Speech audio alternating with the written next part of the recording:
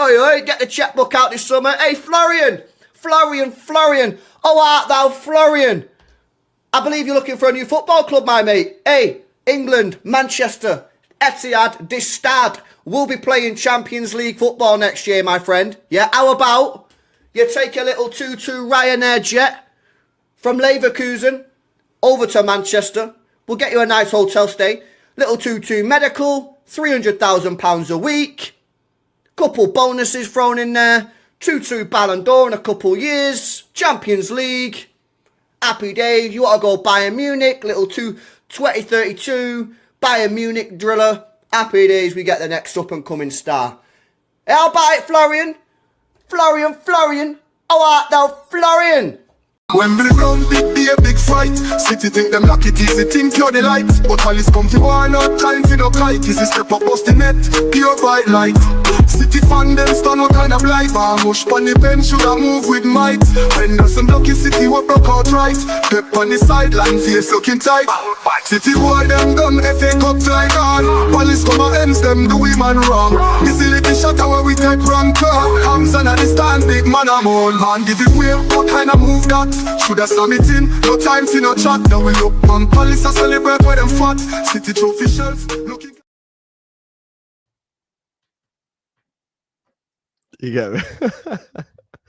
Bismillah ar-Rahman ar-Rahim. Hello everyone, welcome back to the channel.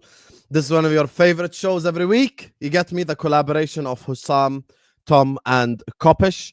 Make sure guys are liking the video. Make sure guys are subscribing to the channel if you're ready to do so. Apologies for being late. It's obviously Tom was late today, so he was just a bit late. But we're here anyway. We started immediately as soon as Tom arrived. So big up to all of you guys. Please like the video. Please subscribe. Joining me, of course, is the only member of this stream that I will actually spud. You know, reference to the Friday show there. Man like Matt. How you doing, Matt, mate? How you doing? Show them that's real power. Real brotherhood. We didn't disband or anything. You know, come on. And listen, and you saw me. When I said to you, I'm making sure I'm on time. Bro, you know, I got into your stream at 24 minutes past. I'm not going to lie. Actually, it might be the earliest ever. I'm not going to lie to you, bro. Yeah. Well, I'm here, innit? I weren't late. Do you know what I'm saying? So, unlike Tom. Unlike some people, you know? But big up the chat each and every time. Come on. Big up. One of the best shows on YouTube. I love this show, bro. Every week, it's too much jokes, man. Trust me. I love it as well. I love it as well. Yeah. Someone else who loves this show as well, of course. Everyone's favorite beard on the stream. Come on. Let me have a quick. Yeah, there we go. There you go. Come on. You lot see that? Yeah, you lot see that? Clean. You do realize you're brushing like air. Come on. No, I'm not. This I'm is not. Look crazy. Look at it, bruv. You see I that promise you reason? I promise you there is a teenager who hit puberty yesterday in Jordan that has a bigger beard.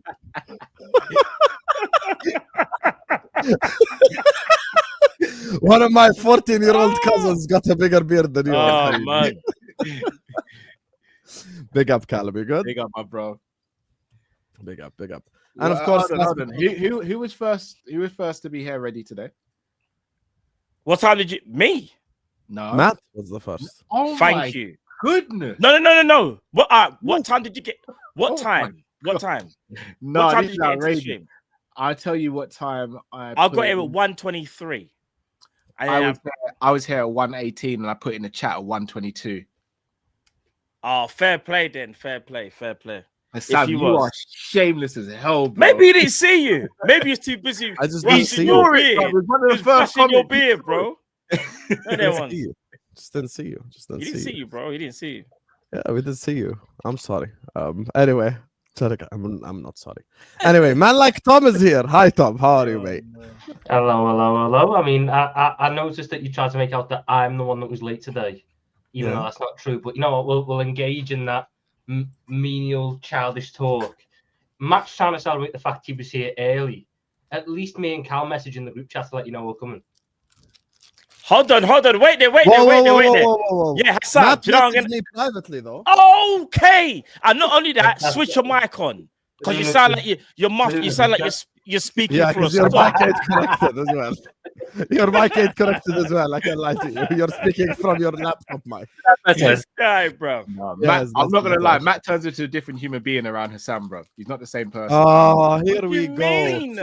Here we go. You guys, exactly the same, you bro. want to know why? Because I'm the one who actually says Matt knows ball, while you and Drifty consistently gaslight. That's the problem. I watched the Monday show. Yes. I'll tell you why. I watched the Monday show. First of all, I'm a subscriber. Matt's to Kopish, laugh so because don't he knows that's not true. On Kopish, I'm the Your least face, funny. you're like, me. yeah, don't act innocent. I watched the No. Monday show, not yesterday's one, the one from last week, and Matt was like, guys, I would take like Osimhen and Isak on the same team. Drifty and Callum acted like Matt said the craziest shit ever. They full screened him, played that porn music that they play on Kopish. That's what they do, bro. Yeah, They do. come on. Oh, you remember now? Oh, okay. Yeah, all of a sudden he remembered. Oh, Yeah, just yeah. a bit of bants, though. Come on, Yeah, guys. bro. You do it every yeah. week. I mean, I'm with Matt. If I can have Isak and Osimhen, I'm taking Isak and Osimhen. No, We like everyone fucking is. Nunez. Everyone is, but they're not gonna have that. The two players. No, but are gonna then have to be fair, remember I even broke it down because I was like, oh, what are the conditions on rare to 10? I said, this is what we need to do. But yeah. Anyway, big up everyone locked in, guys. We already have 600 people in the building. Let's get the likes up. I thought Kerkez would be announced, so I made a thumbnail just in case, but he didn't get announced. So Vel can hold that. Anyway, like the video, subscribe to the channel. Also, all these guys' channels in the description. Please go give them a subscribe. For once, I feel like we're gonna start off with a fresh topic, and that's the centre back situation. Before we speak about Isak, Nunez, etc. Is this really a Guys? first topic? We spent all of the Friday show arguing about a fifth choice. No, not today is a different Oh, thing. no, not that. Okay, Yeah, I'm no, still we're on not that doing that party. again. I'm still No, on not that doing party. that again. Here's the thing. More and more reports are coming out, regardless whether they're reliable or not. We have to discuss them. The fact that Konate might be leaving Liverpool Football Club at the end of the season. How do you feel about it? I'm starting with you, Callum. How do you feel about this Konate situation right When now? did these reports come out? Yesterday, The only that report Konate came is out. going to be leaving on a free next summer. Oh, next. All right, I'm in the minority. I already know I'm going to be in the minority here. I'd rather lose Konate on a free than sell him this summer because I don't think there's a player out there we can go and get to replace him. If I'm going to be completely honest, I think losing him on a free next summer is only emphasized because we lost Trent on a free. Losing players on a free is bad, but when he's on 70k a week, I genuinely believe we can deal with that. That for me, that's not an issue. My issue is if we sell Konate this summer, I don't believe there's a centre back we can go out there and get in world football that's as good as him or better. Therefore, I'd rather keep him for a year than sell him. Try and secure that Premier League and Champions League. Virgin Salah only here for 2 more years potentially. I'm doing it. I know it's not an ideal business model to use. I know it's not ideal after the Trent situation, but I'm here now, innit? I don't want to lose Konate. And I rate Guehi. I just don't think he's better than Konate. So I'm not willing to take that risk. Hi guys, you can talk. I this is- don't- Oh, can we? I thought he was gonna Yeah, do the whole like. Yeah, I'm not gonna ask. You know, I was just waiting. Bear in mind, we had absolutely zero time to sort of collect our thoughts after Cal's thing. Yeah, like they're all just had their way. Go, hey, hey, tell me your silence. thoughts, I'm man. just I'm going in there going, you know, you guys can talk, right? I'm sitting there going, wait another second. Let me at least comprehend everything. Right. First of all, Cal, you're not in the minority. I You're share that absolutely exact not, same by point the of way. view. That is the right point of view to have. We are not going to, especially because you're not going to get value for Konate in the way that you would normally. You're not going to get your 80 million. We'd be getting 50, maybe 55. What centre back am I going to buy for 55 million quid? No. Who's going to give me more of a chance of winning or retaining the Premier League or winning the Champions League than Ibu Konate? I'm not. The cut-off, we need to stop with the contract situation, 100%. But the cut-off has to be beyond Konate. Yeah. I can't use him as my example because he's too good and we are not stocked in that position to make him an example. Once we get to We're all gonna 2027... agree for once, you know. I think we're all gonna agree. Because listen, Tom, sorry to stop. Everything that you're saying, fully agree. Everything Cal said, fully agree. Like you both have said, who out there is that we are supposed to get of the same value? Like you said, Konate, we're not going to get his full value. So knowing that Real Madrid and PSG can just go, We here's a both just read 40 the same mil. comment there, Cal. that is such an effed up comment by Andre. That is crazy. Andre is That is spitting. mad. Andre That is is mad. spitting right now. That's That's crazy. why I started with Callum. I thought he was going to say something edgy. He's like, oh, hot take. I'd actually lose him on a free. I know I'm in the minority. Who told you you're in the minority? We all No, agree. because all jokes aside, Matt, yesterday on Coppish, when we were speaking about it, how many people said they'll just sell Konate this summer? To be fair, Honestly, me and Cal, we was are agreeing. actually We a both, minority. me and Cal, we aligned in our opinion in terms of we're saying keep Konate for the year and risk leaving him leaving on a free. A lot of the people in the chat were saying, no, sell him. He's a snake. And it's like, bro, calm down. I get it. Because of what happened with Trent, I hear it. Everyone is a bit like, oh, we can't let it happen again. Look what the Scouse boy done to us, kind of thing. This isn't Trent. This is Konate. He's not a Scouser. Do you know what I mean? He's only been at the club, I think, since 2021, I believe. Don't get me wrong. I'm not excusing his behavior with the contract talks, but until we fully understand what the issue is, I do believe we are better with Konate than without him. And there's nobody on the market that's going to be worth 40-50 million pounds that is better than Konate. For me, I don't see where that defender is. That's because they don't exist. This is what I'm saying. And are you guys all in agreement as well, yeah? No disrespect to Mark Guehi. I think Mark Guehi is a good centre-back. But do you know what people are now saying? Well, just get Guehi in and Konate can piss off. It's like, no. Wait a minute. Guehi's supposed to come in as third choice, potentially second, potentially. He's supposed to fight Konate. But now we're linked with Guehi and there's a chance that Konate could leave. People are ready to crash out. Because I feel like people are getting too emotionally attached to the whole Trent situation, which is now filtered to this situation when it's not the same, in my opinion. The Trent situation and the vitriol towards Trent is not the same as the vitriol towards Konate because there is a lot of differing circumstances with that. From what I know, the club hasn't been led on for over a year at this point by Konate going, oh yeah, I'll sign. Oh yeah, but not yet. I'm not sure yet. Oh, I don't know yet. Just wait a bit. Let's wait. Let's get everything sorted out. So I don't think it's that. That's the case with him. Trent, by the way, Tom. Oh no, he's still a rat, and I enjoyed so much watching his two performances in the Club World Cup. Let me say So something. shit. Look, He's so shit. here's the thing. Before we even mention Trent, look. Oh no. This is the situation with Konate. I'm in complete agreement with Callum, unfortunately. But the truth of the matter is, here we go. He's gonna do an unnecessary reaction. Unfortunately, it makes you sound like I'm some madman. You are a madman. You are. You know this. I mean, Hassan, this must be a dark time for you. Last Thursday, you were in full agreement with me. Now you're in full agreement with Cal. It's been a week from hell. It's crazy. You want a spud? You want a spud? You spud? Never.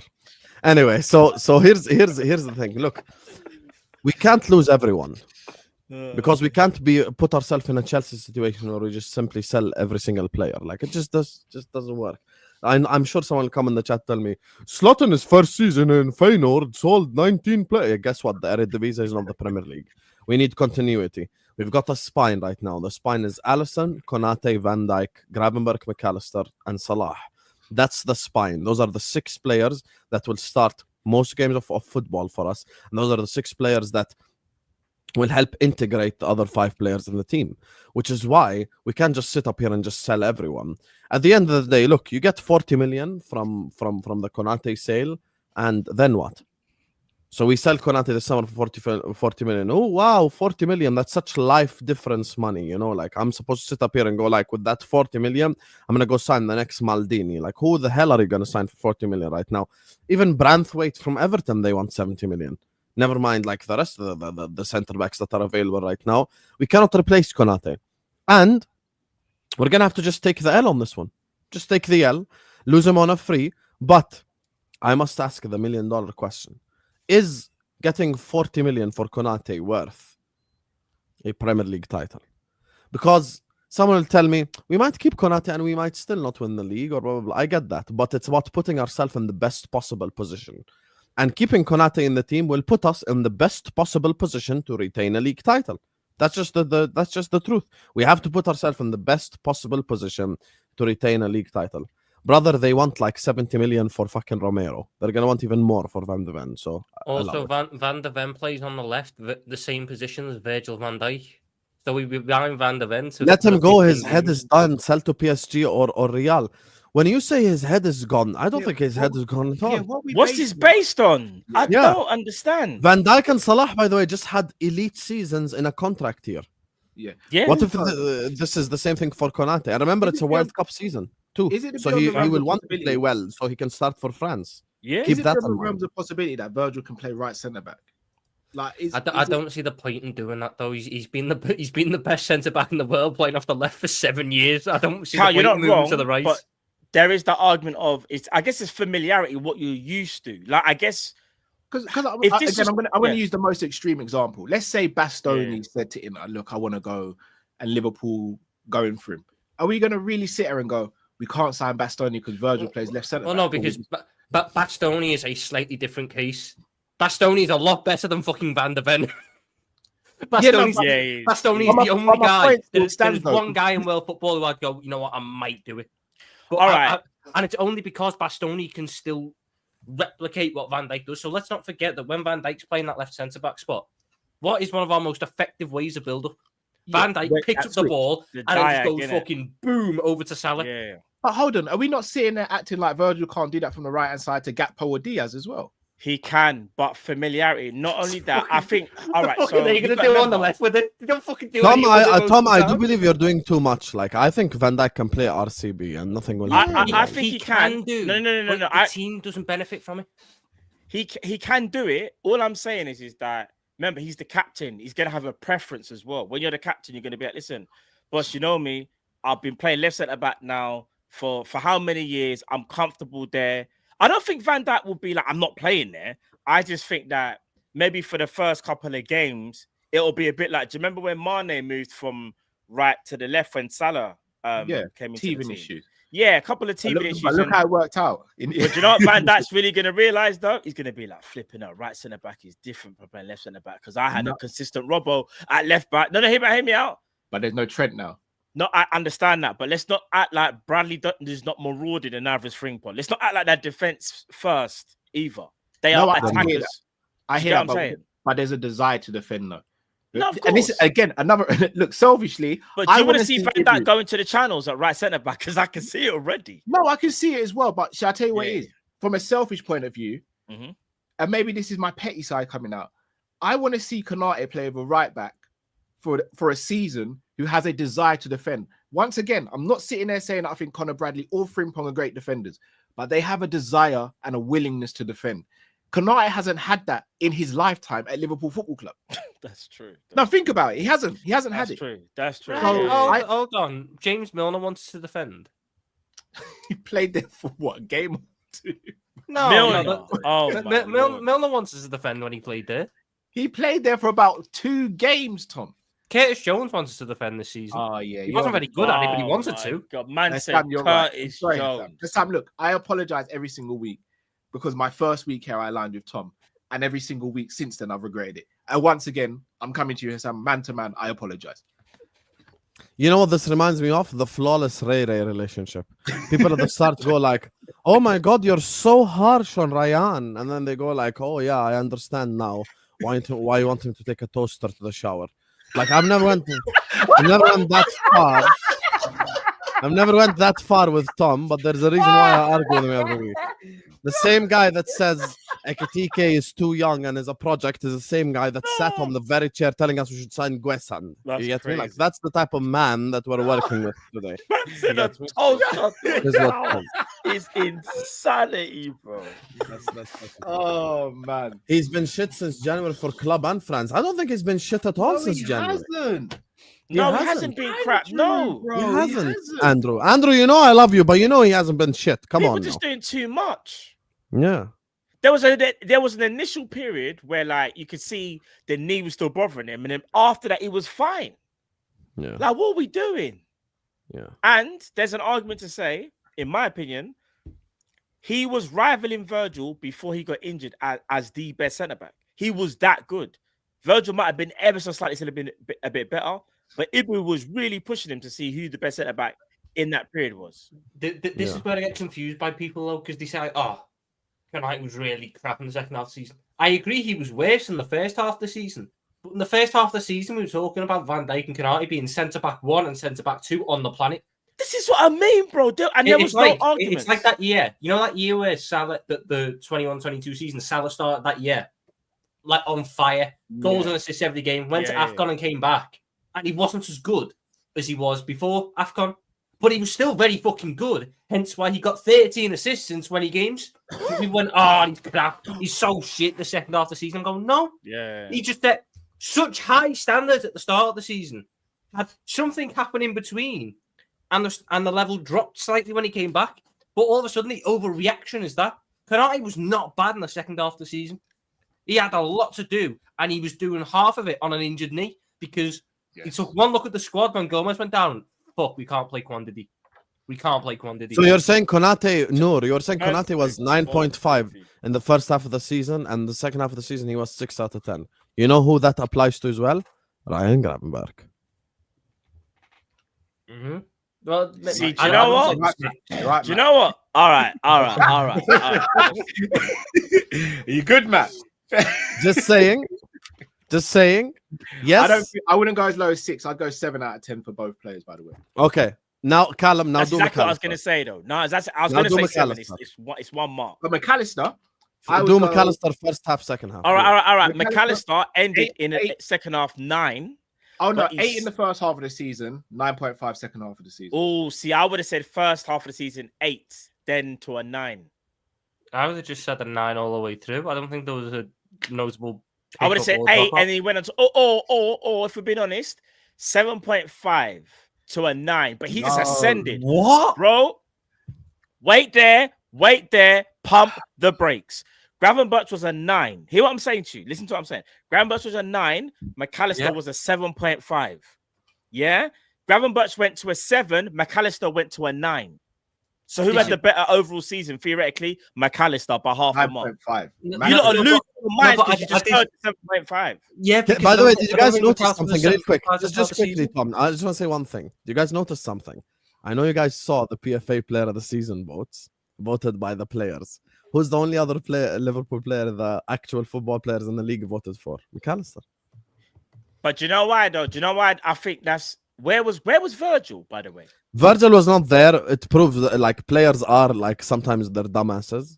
Yeah, you know, because when I saw McAllister, Bruno Fernandes and Cole Palmer got votes. But at the end of the day, look, Bruno Fernandes being recognized by your peers is something. I mean, they recognize McAllister as our second best player this season. The players, at least. I don't think McAllister was a 7.5 at the start of the season. I just think that McAllister was a 9 all the way through. But I just think at the start of the season, because Gravenberch was so good and it was such a shock that it took some of the limelight away from McAllister. I don't think there was a drop-off in terms of McAllister, because I remember we were having these conversations at the start of the season and I kept maintaining he's not doing anything. He's not gotten worse. He's not doing anything. It's just the role he's in. At the start of the season, everyone remembered McAllister to end last season. And at the end of last season, because we had so many players who weren't fully fit or who were injured or whatever, McAllister was doing this fucking hero ball almost in games. Yeah, but he came back from the season. He was from the Copa? Did he? Have I got this right? He came back from the Copa America. Mm-hmm. And he was fine. Yeah, and McAllister haven't had a rest for like. This is what I mean. I felt like he was a bit leggy. If you go and watch, say, the first couple of. All right, so here's another example. The Man United game, when we went to Old Trafford, he played really well, but I still thought Gravenberch played better. But McAllister kind of grew into that game. There were games that he was like, I would say, a little bit slow to kind of get into, and then would get better as the game went on. Whereas I thought Gravenberch, for the first half of the season, pretty much most games, was just consistent for the whole game. McAllister, in my opinion, then after that, the cop kind of shook off the cobwebs. He just went, "No, Grav, do you know what? Yeah, let me show you what I can do." And then he just moved past Gravenberch, and Gravenberch kind of tailed up. I think McAllister is now world class. I said it at the end of the season. I said he's moved into that echelon of world class. Oh, of course he is. I've been saying this. Cal knows I've been saying this for time, and people looking at me crazy when I said he's better than Declan Rice. Yeah. Back to Konate before we move on to talk about Isak, stuff like this. The whole Guehi situation. Do you guys think we end up with Guehi? Because today I think certain reports came out and said Liverpool are now going to pump the brakes on buying people and just take a look at selling people and watch the market. So this worries me a little bit given the PTSD from the past. By the way, guys, we have 1,100 people in here. We're not even at like 300 likes yet. Have some shame, slap the like button. We got 2 icons here, myself and Matt, and with Callum and Tom as well. So like the video and subscribe. You get me. Everyone, please hit the like button, subscribe right here, right And you've now. got such a humble host as well. People who just bigs up his guests. Humble Hassam. That's what we call him from now. I'm very humble. No, but I'm he's a big up humble Kerkez, man. though. He's big up. I'm Come a on, humble like, man. he's big up I'm the guest, respecting innit? my guest, Matt from Yeah, Koppel. so let's bear in mind the compliment Matt gets is, the icon, Matt. The compliment I get is, at least I haven't told him to go take a toaster in the shower. That's the compliment I get. At least I haven't done Rayan levels to him. Yeah, I haven't given you Ryan treatment. I've been very nice to you, Tom, and I've helped you out so much. You get me? And I just took you. quickly. You were on Vel's level. Never forget. You were at the same level as Vel, the thumbnails guy. You were doing panel shows with him, and then I recruited you from 8 people, and I went like Sam X Tom Little. And then you get me. Tom is now something. Let's go. I'm very happy that you gave Sam, something. just quickly, did you catch any of yesterday's show with me and Cal on the Monday night show? I didn't because after A-listers I was speaking to my I was family. gonna say because you missed corporate Cal yesterday. I'm not gonna lie, you missed him. What did he say? What doesn't he say? Corporate Cal, do you want to remind the people your feelings towards your owners? Yeah, they're phenomenal. I would work for FSG for free. And FSG stands for Forever Securing Gold. Fenway Sanderson Group. This is what they've done to him. Imagine one Florian Wirtz transfer has done this. They've broken him, bro. I don't think this brother can be fixed. Brother, look at him. One Wirtz transfer, But you know what that is? That was all the depression he went through from Caicedo to Bellingham to this goes back to Fekir. In fact, this probably goes back to flipping Simao Sabrosa, probably goes back to Arshavin.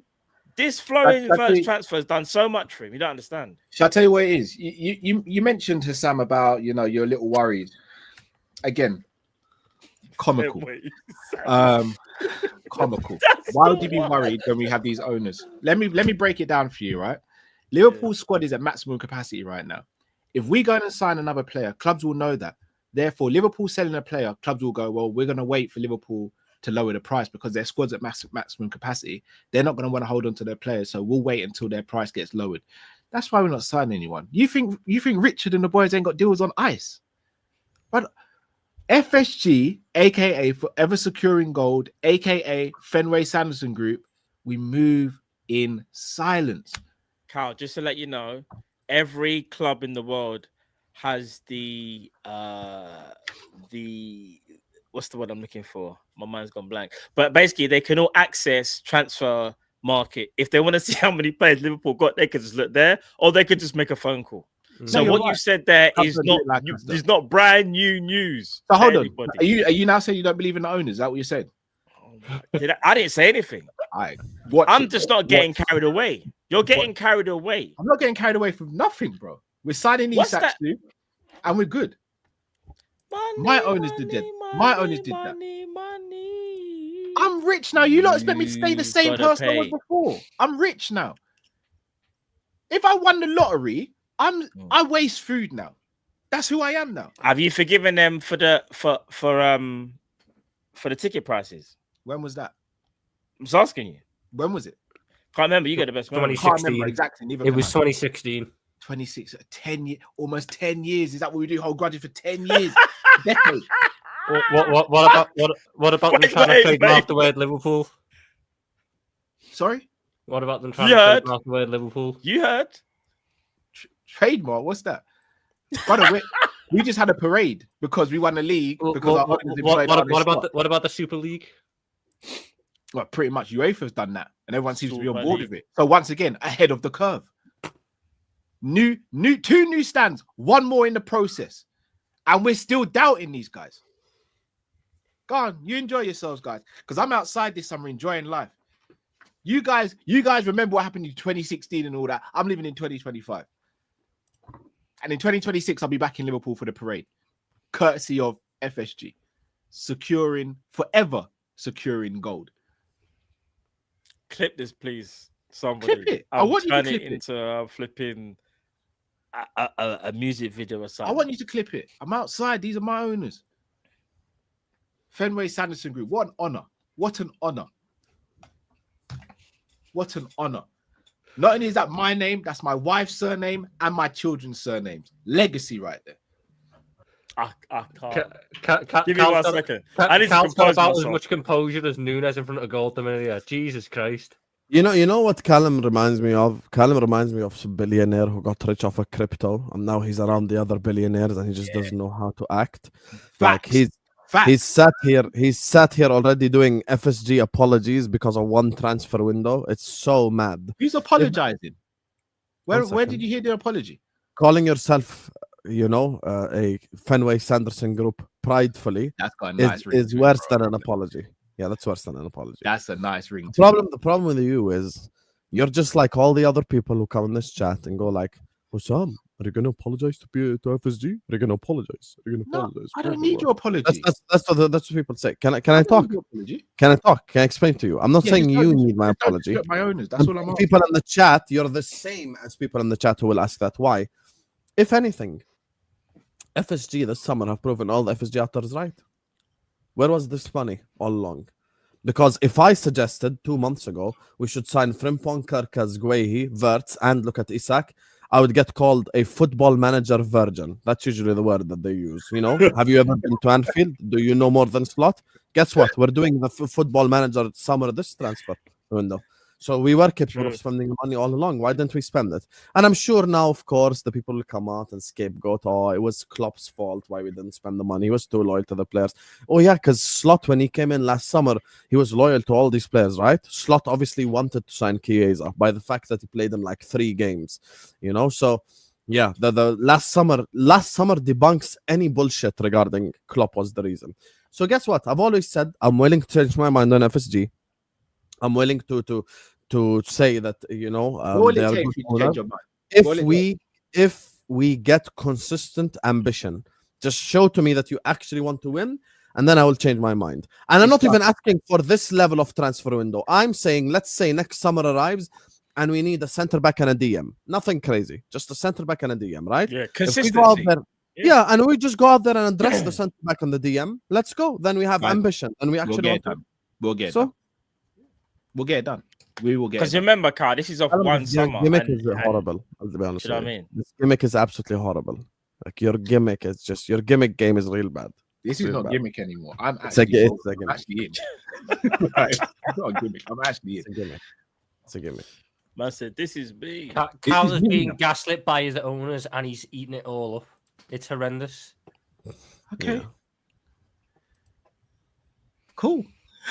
The thing is, what's so crazy is there's actually people out there like Carl. I can't even lie. And look how happy there's loads of them, like loads. Look how happy we Yeah. are. And they actually believe what they're saying too. Yeah. Also, I'm not being funny. We all love Klopp here, but is there not an element to say that the transfers when Klopp was leading it, there were some frailties there, and there was reasons why Edwards and Ward and those guys left? Or are we just gonna skate over that, considering but what we're not gonna do is try. If I'm not mistaken, you yourself yesterday on Coppish Matt said, Klopp should have let players like Naby and Ox go a bit earlier and all that. But I did say that because I said the manager's perfect. Every manager's got flaws. Precisely. Right? Hence what I'm saying. We love Klopp. He was fantastic. But if every manager has flaws, why are we trying to make it seem like, oh well, if this went wrong, it had to have been because of Klopp? I'm not saying that, but I think Klopp was also part of the process of transfers, and I'm not even playing about here. He was part of the whole transfer situation. No, so I know he was. We can't just sit there and put it all on the owners when Klopp didn't want to spend on certain players. It's not. Look, he came out when we all wanted a midfielder and said we have 9 midfielders, counted them all out, and said, "What? I only want a midfielder if he's 1.96 meters and can arrive on the ball late and score goals." He said that. Bro, can I say this though? One thing I will say: purely for that point. When Klopp was in charge, though, we wasn't as successful as we are as we were even 2 years ago or a year ago. There was a lot of things that's obviously that will change over time. When you start trying to build in your legacy, you're going to have restrictions. Then obviously the restrictions are supposed to loosen. The problem for us is that there were times when we thought it wasn't loosening. It was exactly the same. Because you got to remember, everyone wants to give Arne Slot praise, and rightly so. Klopp built his foundation. But Klopp was the one that started all of that. But again, so we can all sit. Wait. No, So we can all sit there and go, he didn't. Because I agree with this. He should have sold Naby at one point. Should have sold Henderson, and we should have probably brought in players like Bruno Guimaraes that Edwards maybe alluded to and whatever. But at the same time, we were still successful. We're just not as successful as maybe we could have been. Do you know what I'm gonna say? This is why I sometimes go against the fan base. Now, once have I come on here and disrespected Klopp or anything? Look at the chat. I never once said Klopp didn't build a foundation. Never once said without Klopp we wouldn't be where we are. I merely said you can't solely blame FSG for the transfers, especially in the latter years, because Klopp was in full control of the transfers. We can't sit here and say FSG wanted Nunez. Klopp wanted Nunez. Oh yeah. So am I saying anything wrong? Yes, because you're not saying the whole thing. So what is the whole thing? Because Klopp also wanted Chouameni.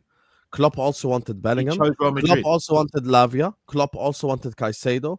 Klopp also there was wanted no evidence that Klopp wanted Caicedo. Klopp wanted Mbappe. They chose Real Madrid, Hassam. Klopp wanted the best of the best players. How many times, Hassam, have you said Real Madrid just have a different pool, so I can't be mad at it? Klopp so why had an Arteta moment and he died by the transfer. And that's the same transfer that the third member of Kopish pretends is a good player. That's the thing. Like, that's the transfer he died for. Just like Arteta is gonna die by the Havertz transfer. Same thing with Klopp. He just died by the Nunez transfer. No, but he didn't die by it. But I'm saying you have to look at some of his transfer decisions at the end and go, yeah, fair enough. It weren't great. Yeah. So, but then at the same time, so I can't sit here and just blame it all on FSG at the end, bro. Between Klopp, I'm not blaming it all on FSG. I'm not. No, I'm simply saying, it's combined. That's what I'm really saying. I'm simply saying, show me that you have ambition multiple times. That's it. Yeah, one time is only gonna make me come here and go like, wow, they're Roman Abramovich now. Like, I cannot say if we're being honest, the whole Klopp transfer thing, I feel it gets blown out of proportion slightly. It wasn't a long-term thing. It was one window. One really bad window where a lot of bad shit happened at the same time, but it was just one window. And it coincided. The Nunez that was the win. Because when we're talking about, oh, you should have sold the mill, you should have done this, you should have done that. Happy birthday, everything happened in the same window. In the same page, in the same window, in that same summer of 2022, everything happened. And so much other stuff happened. That was the summer where Julian Ward came in. And there was a power dynamic problem there with Julian Ward and that. That was the same summer Sadio Mane left.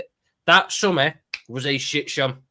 And we all sat there and it was what it was. And there was always going to be a bit of a too much of a kindness and too much of a loyalty to the players who were 2 games away from doing a quadruple. So that was always going to happen to an nth degree, especially when we missed out on the target. The difference is that we didn't let it carry on because the next summer was one of the most important summers the club had, where they got McAllister, Szoboszlai, Gravenberch and Endo. Because Fabinho and Hendo asked to leave. Do you know what, though? To leave. Do you know what? Henderson did, but Fabinho didn't.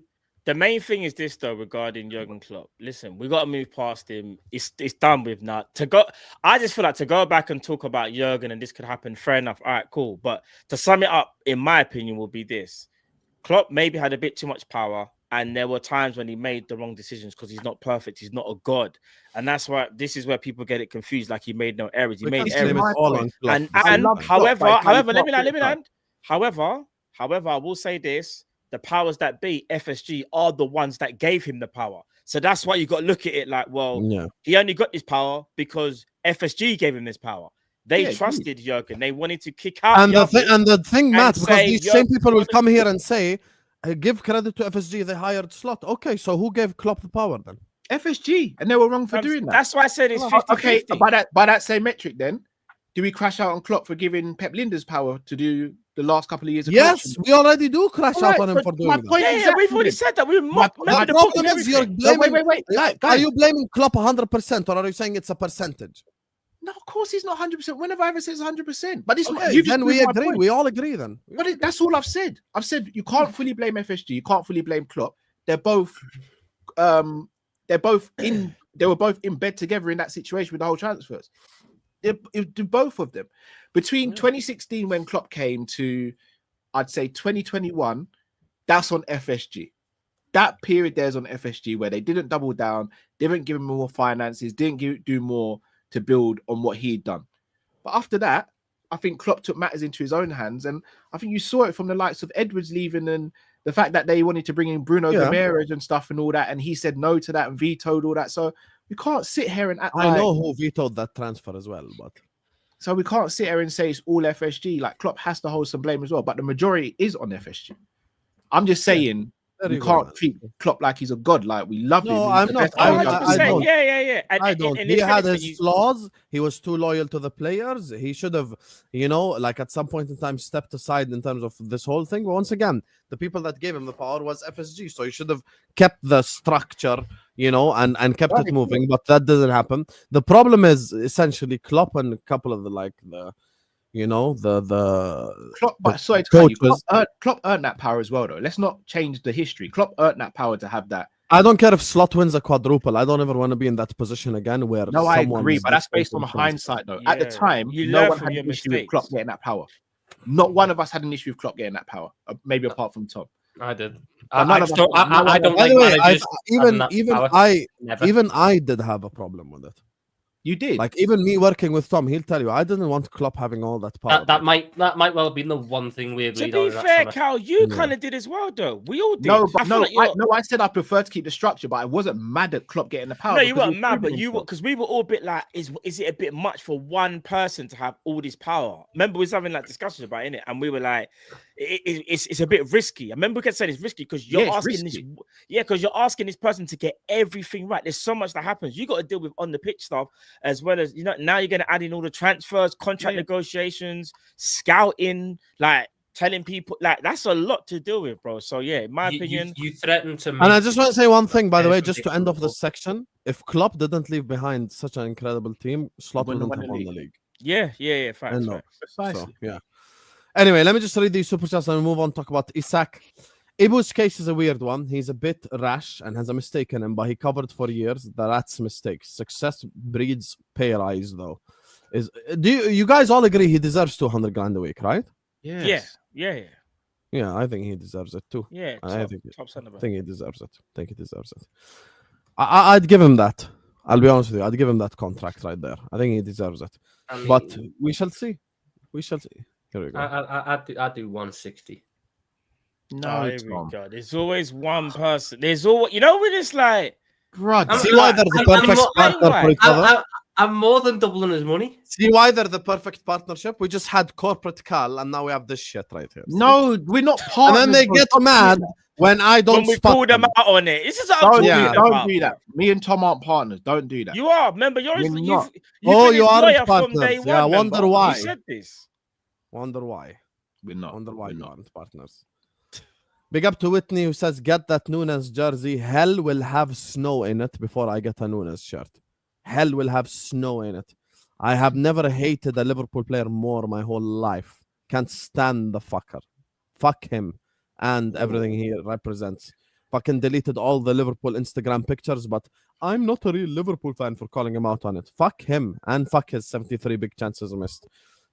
Big up to Napoli. Forza Napoli. Buying this useless piece of garbage. Finally, we're getting rid of the piece of shit that ruined my football club for the last 3 years. Fucking sexually attracted to a ponytail. Donkey Kong. Fucking useless. Andy Carroll's better than him. I wish ICE existed in the UK to get rid of Nunez. I agree. Send Nunez to wherever the fuck. I couldn't give a fuck where he goes. As long as he just goes, it's just perfect. Him leaving is better than us signing Wirtz. I stick by it. Cal, like a kid who lost his virginity, don't know how to act. Yeah, he already admitted it. Yeah, I'm outside. So you want? Yeah, I be got careful. I got the baddest being. I'm outside. It is what it is, bro. Be careful to not get STDs the way you're acting. Be careful. Be careful. Sad how FSG was blamed for Klopp principle. Sad how Klopp wanted all these players and didn't get them. Sad how Klopp, in the middle of a title race, got Ozan Kabak and Ben Davies. You wanna go there? Hologram. Oh, that's even sadder. I mean, 100%. It's very I sad. that's So one you of the think windows Klopp that I'm went like- to FSG then and said, "Give me Kabak and these guys"? That's what No, he I said. don't- Did you No, notice he- that's he when it didn't do broke that. him? Did you see when he had that press conference? Yeah, Again, that's do when you know, he do you was know, do you pissed guys know the off. story behind that? Do you actually No, know? the We were story top of the league, by the way. at No, the you're time. right. He the- only the- wanted Konate. But we drew Leipzig in the Champions League, so they wouldn't sell them to us. Yeah, Oh, he we only waited wanted for Konate. Yeah. No, I no, know. I'm saying no. Sounds again, very familiar with us No, waiting for a no. striker. Klopp wanted Konate. If we'd done the Klopp way, we would have got no centre back after getting told no for Konate. Hold Hold on, on, wait, hold wait, on. wait. What year was Matt, this? Matt, really quick, We had a really shit quick show. point. We had a shit show in the last couple of days because Hold on. Massive got injured. Matt, But- Matt, I'm The- gonna the really one he quickly, really wanted quick. was All right, Konate. go. All right, so here's the thing, Tom. You're right. Klopp only wanted Konate, but this is where I go. FSG could have done more because they could have gone. You know what? You're right. You only want Konate. At the moment, we've got Virgil, we've got Gomez, we've got Matip. I tell you what, we ain't got no Lovren.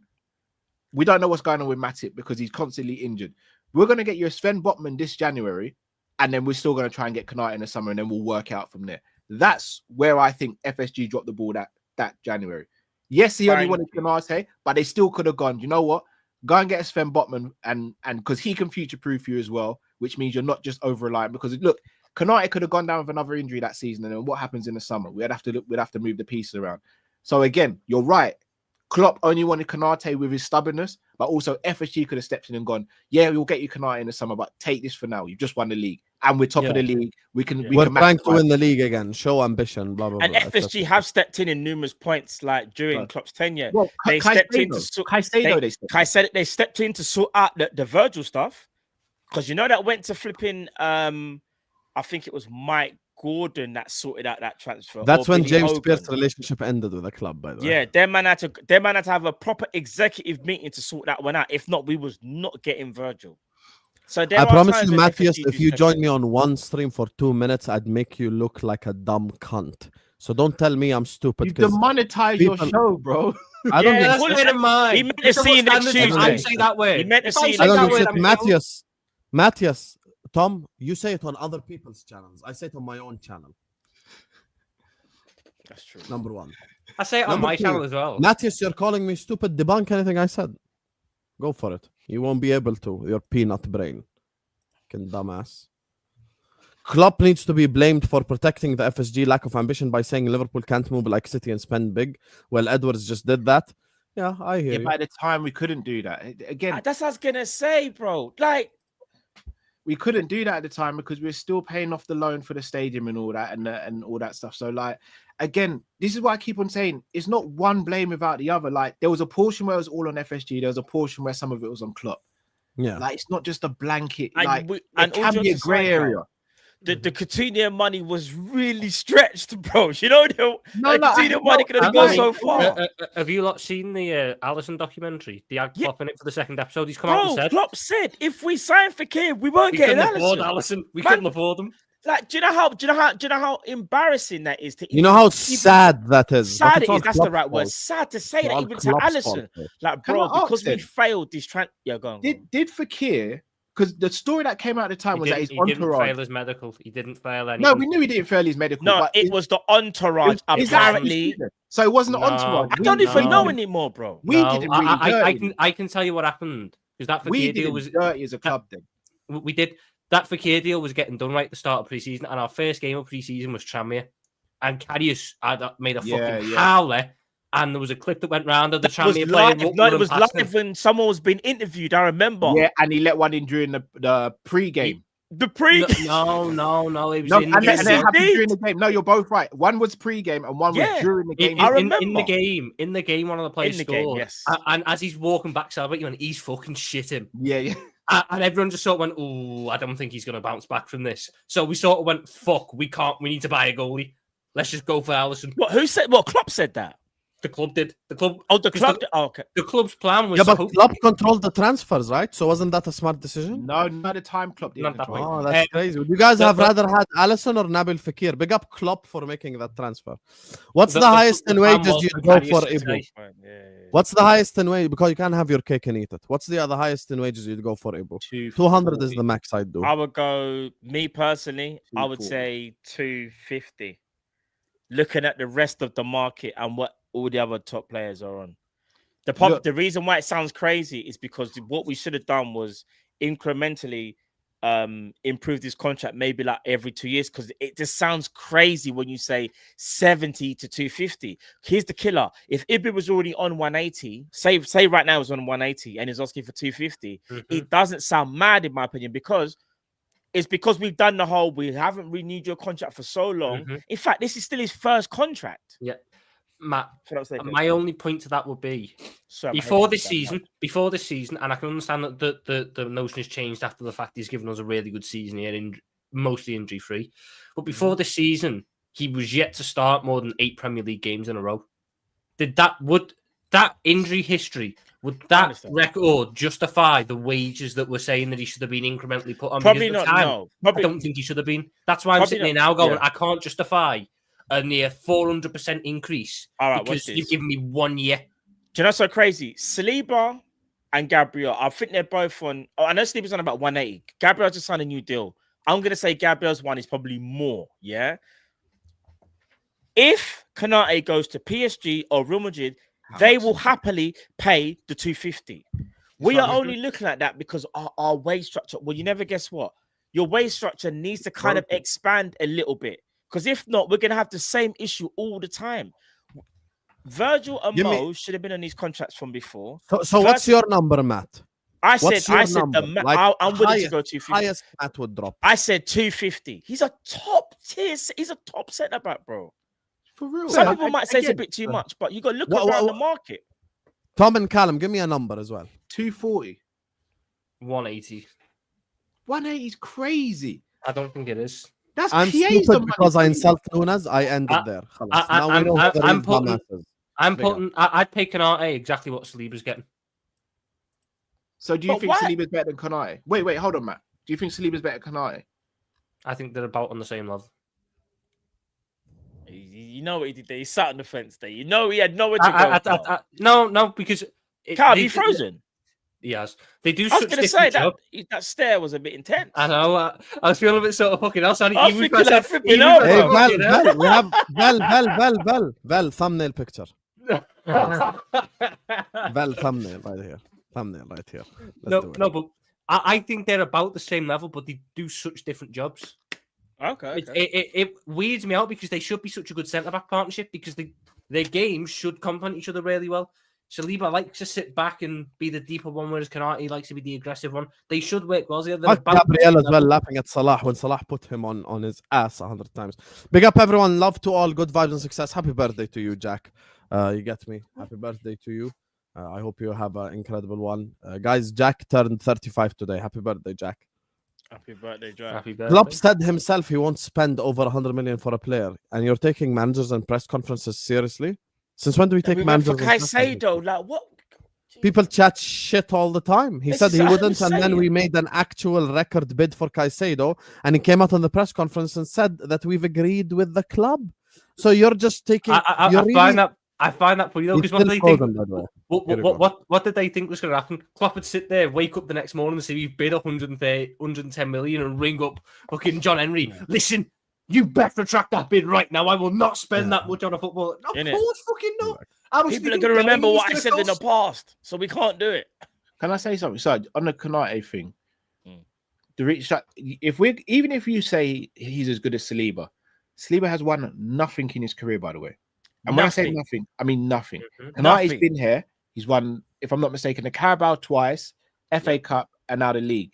And he's playing the Champions League final. Tell him again. In a game where he was man of the match, by the way. Outside of Courtois. He was our man of the match. But yet we want to put him on the same money as Saliba, who can't win an aerial duel and needs to be held and babied by Gabriel. Okay. What have Arsenal won with Saliba there? Oh, okay, so this is the way we run it. Okay, my point is not about what they've won. Have I mentioned the lie? No, because my point is it's all well I and think good your saying what they logic is won. wrong though, because I Joe- can't compare my Joe way Gomez to has won all that. Arsenal. Joe Gomez has won all them trophies and more at Liverpool. So should we be putting Joe Gomez on 250 because Joe he's won Gomez- all them? Joe Gomez wasn't integral as Ibu was in recent years. Joe Gomez was as integral to our first Premier League as Ibu was to this one. I said recent years. We're talking about right now, Tom. We're talking about right now in 2025. So I love Joe Gomez, why you but mention Ibu had a better Konate season. was how important was Konate? Salah was the most important. Wait Van a Dijk. minute. Are we going to change the Alisson, narrative that Joe Gomez Lambert, didn't play for McAllister. 6 months when we won the title?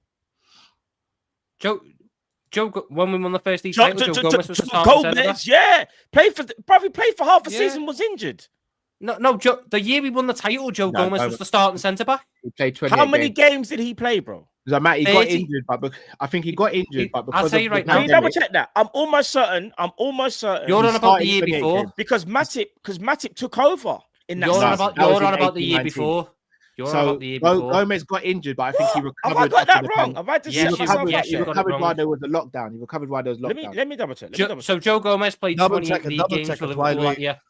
The year we won the title, Joe Gomez played 28 games. He Yeah, played fair 28, did he? Yeah, he Mhm. did. He did. He was very he fit was the that starting season. centre-back That's that my season. bad then. That's my bad. I'm Yeah, thinking he's about very- 18, What you're on 19 about season. is the year before.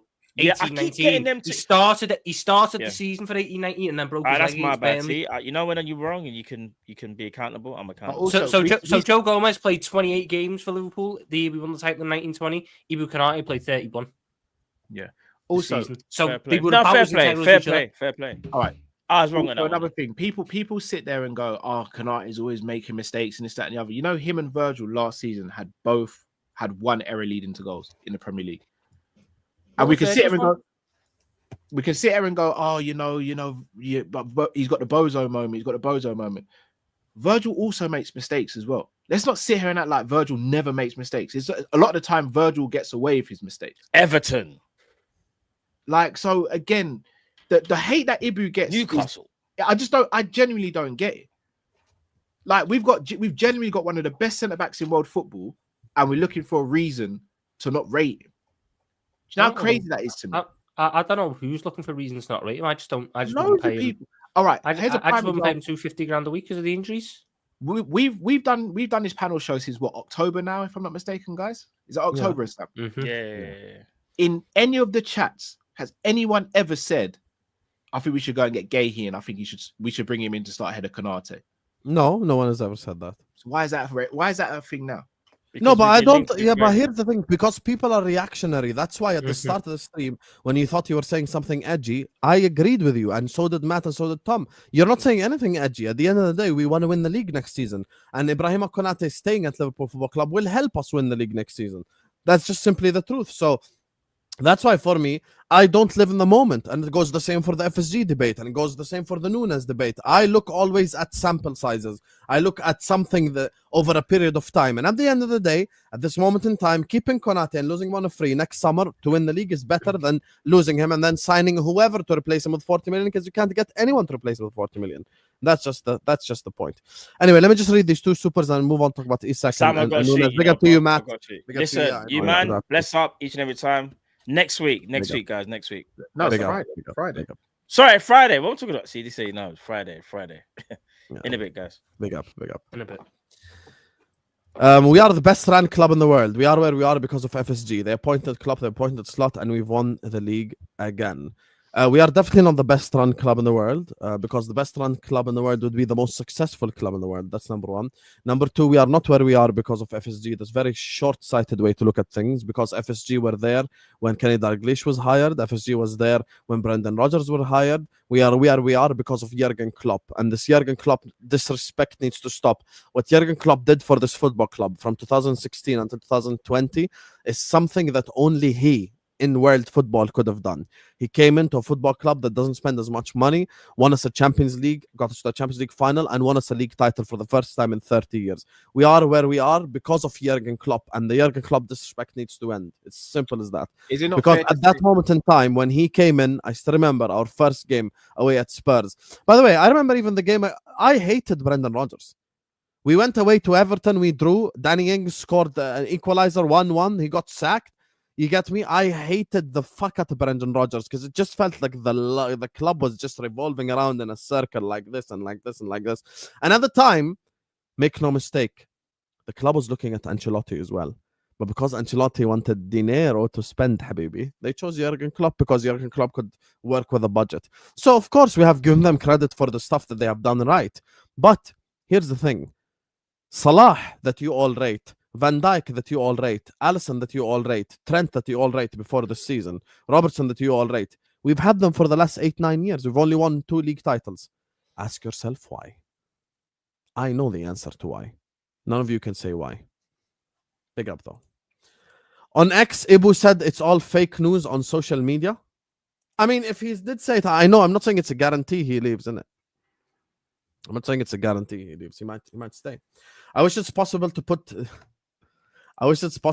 these two on bottom row. I wish it's possible as well, but I don't have the. You get me? I don't have. So you got to pick your favorite, Hassan. Like, I don't have the layout to do this. You get me? I could just get Sanderson off the whole thing. You know, like what? You put you on the bottom row. Yeah, like I don't know. What am I supposed to do now? Is it not crazy? Is it not fair to say that everything you just said is right, but right now Liverpool are one of the best clubs running in the world? Historically, we haven't been. The problem, Callum, the problem with your argument is you're basing it on right now because we just signed Wirtz, Kerkez, and Frimpong. I'm saying, I'm not just. Okay, hear me out. I'm saying, can we do it again next summer? And I've given the example of what I mean. Let's say Liverpool next summer just need a centre back and a DM. If we go out there and we sign the centre back and the DM, no one's gonna complain, and that's my point. And by the way, we could still end up complaining this summer. Why? Because the club might do the infamous, if we don't get Isak, we might not get anyone, which is wrong, and we all know it's wrong as well. And I'm gonna call it out, and then people are gonna say the same shit that they said about me before. But it is what it is.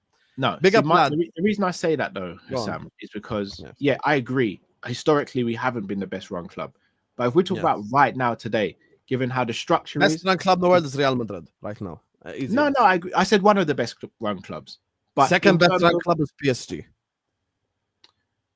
Yeah, I'd agree with that. Third best run club is Manchester City. Factually, here you go. I'll be honest. I don't necessarily give Real Madrid all the praise. You disagree with Man City, but you know what does disagree with you? 7 league titles in 9 years. But how's that been done, though, Sam? Come on, bro. We got to look at the intricacies as well, man. But but corporate Cal should know that we have had money to spend over the last 4 years. I'm not disputing the money to spend. But Sam, if I'm out here robbing people, I can't then call myself a great businessman, can I? You're missing the point, Habibi. I'm not missing the point. After the 130, after they did the whole my cousin sponsoring me and my uncle sponsoring me, even at that point in time, you still need to be a smartly run club. So even the transfers that they make, like the transfers that they made over the last 4 years, have all been smart transfers. Like City over the last 4 years, other than Jack Grealish, haven't spent big money on one player. Like for the most part, spent 60 and under on most players. So they've done well. Who haven't done very well. Calvin Phillips, Mateus Nunez. They're like bringing back Gundogan. Like they haven't been brilliant in the transfer. Yeah, but you're talking about this season. I'm not talking about this season. I'm talking about as a collective. No, but for the last couple of years, Man City haven't been great in the transfer window. They haven't been. Arsenal have been better than us in the transfer window for the last 3 years, by the way. Yeah, they have. Yeah. I mean, I don't know. Apart from this summer, Arsenal they've wiped the floor. No, but have they though? Because they have. Let's look at that squad. Let's look at that Arsenal squad. Speak in hindsight now. Go on, speak in hindsight. No, I'm looking at the Arsenal squad. If I give Arsenal to Slot, do they win the league? Yes, because guess what? You could give. So they built the correct team, and the problem is the manager. No. Tom, you kind of just agreed with him, though. No, I'm not. I'm not at all. What I'm saying is, look at the situation that we're in. Because you just take my manager away. I don't know who I'm getting in to replace him. Are you telling me I get to bring back a Jurgen Klopp? If so, no, we don't fucking win the league. You just said take Arnie's thought out. There's no context. My point is, look at Arsenal's squad, and then look at how much they've spent from 2022, and actually break it down. So Ben White was brought before all the big spending type. So I classed somewhere they bought Jesus and Zinchenko and all that 22-23, that first season where they got second, that's where I judge from. Goalkeeper, bought in that time. Well done. Right back, Ben White, not bought in that time. Centre back Saliba and Gabriel not bought in that time. Left back Marzu Skelly Academy. DM Declan Rice bought in that time. Timber. I'm going by the starting 11. Timber is starting 11, bro. Ben White is their starting right back, Carl. Let's be honest. No. Unless if you want to put Timber at left back, I'll put him at left back. But you tell me when Ben White's fit. Timber's their starting right back at the moment, bro. And Because Ben White's been injured. But so he's still the starting left back, starting right back to him. Start next season. Timber You're telling me start. if Timber and White are fully fit, he's not starting Ben White. Tom, Callum has to pick up his son in 20 minutes.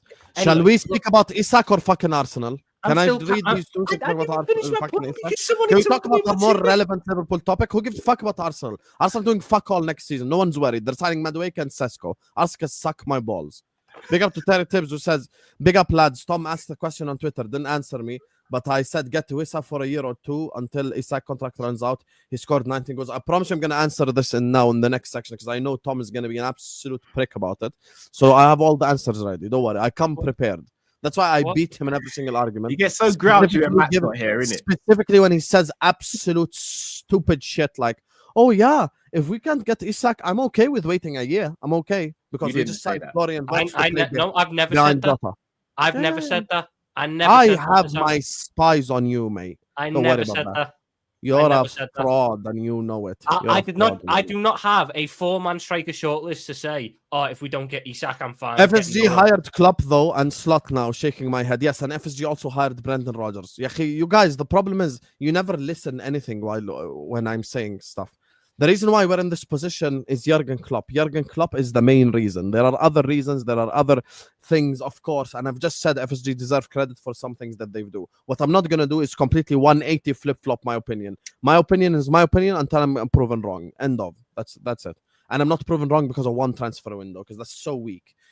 By the way, you want to know what you guys sound like? The same people that came away at Newcastle. Apologize to Darwin. And then 3 years later, he has 72 big chances missed and he's fucking useless. And then I've got some random guy called Matthews getting angry that I'm cussing him when he deleted all his Instagram pictures. He's disrespected the football club. He's been an absolute prick to the fans that actually backed him at the stadium. Big up, though. Anyway, big up to all of you guys. Make sure you guys are liking the video. Make sure you guys are subscribing. Let's move on to talk about a more interesting topic, which is Isak. You get me? And, the striker situation. So, let's just get straight into it. Donkey Kong headed to Napoli. Thank God. Best day of the transfer window. That's going to be more entertaining for me than like when we bought Wirtz. I think it's actually better than buying Wirtz, selling Nunez. Oh, yeah. Big up Arsene Wenger, invincible manager. He said sometimes you do addition by subtraction. I agree with him. By just subtracting Nunez from the team, you have added so much. Because all the stupid fans now can go watch Napoli as well. Go support them at Napoli, please. So yeah. Hi guys. I've never met a hater like you, Hassan. Isak, Never met a hater no like bigger you. hater of Darwin Nunez than me. I hate him. I hate his fans. I hate everything about him. I've gathered. I've managed to put it together by now. So do you guys think Isak is possible? Let's just get straight to it. Callum, you start. Yes. Yeah, I do. I do. Absolutely, I do. Can you not give gimmick answer? I'm not giving a gimmick answer. Cal, saying yes, I think he's possible is now a gimmick answer, by the way. No. Shall I tell you why? I think Isak is looking at his career and I think he knows if he doesn't get a move to a bigger club this summer, those bigger clubs might move on to someone else and it might diminish his chance of getting that big move in the future.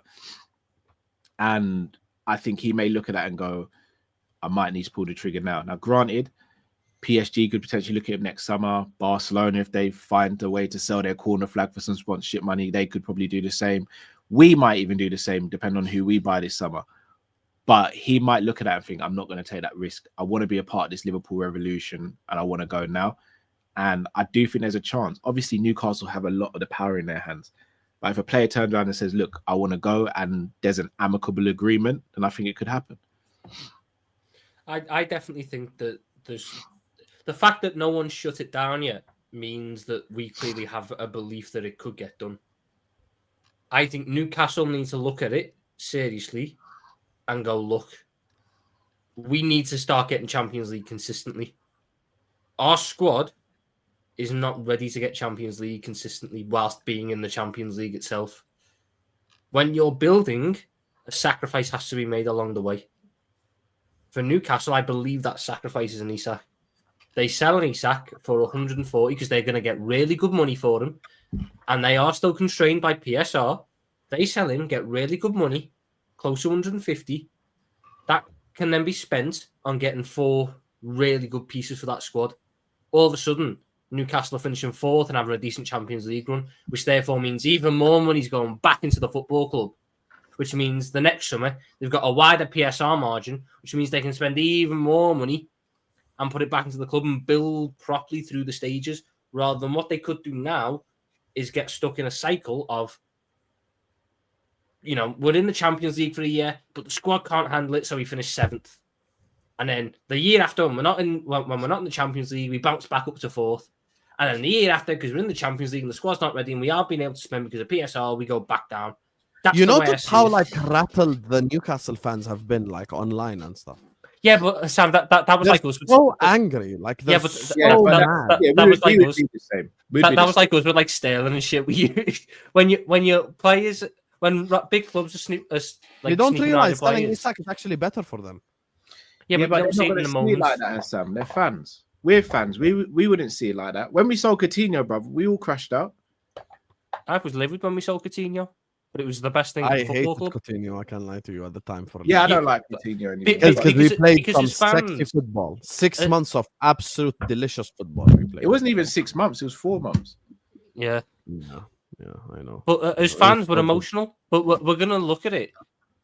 They'll love Isak because he backed like 25 goals a season. He scored the decisive goal, winning them the first trophy in 70 fucking years. Of course, if someone says, "Oh, we'll sell Isak," they're gonna be like, "No, I fucking love Isak."